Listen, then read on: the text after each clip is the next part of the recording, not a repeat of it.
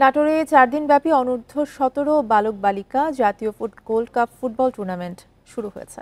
সকালে উদ্বোধন করেন জেলা প্রশাসক আসমা শাহীন এবং পুলিশ সুপার মারুফাত হোসাইন। নাটোর শঙ্কর গোবিন্দ চৌধুরী স্টেডিয়ামে এই টুর্নামেন্টে অংশ নেয় সদর ও লালপুর উপজেলা দল। জেলার 7 উপজেলা এবং পৌরসভা থেকে বালক ও বালিকাদের 8টি করে মোট 16টি দল অংশগ্রহণ করছে। আগামী 24 জানুয়ারি ফাইনাল খেলা হবে।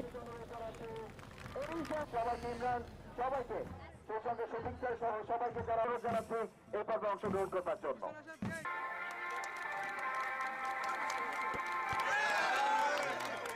সফল আয়োজন ফুটবল যেখানে প্রতিদ্বন্দ্বিতা করছে যারা দক্ষিণ প্রান্ত থেকে উত্তর প্রান্তে আক্রমণ আক্রমণের চেষ্টা পেনাল্টি এরিয়া ঢুকে পড়েছেন খারাপ করার চেষ্টা তাকে কিন্তু বাধা প্রদান করছে।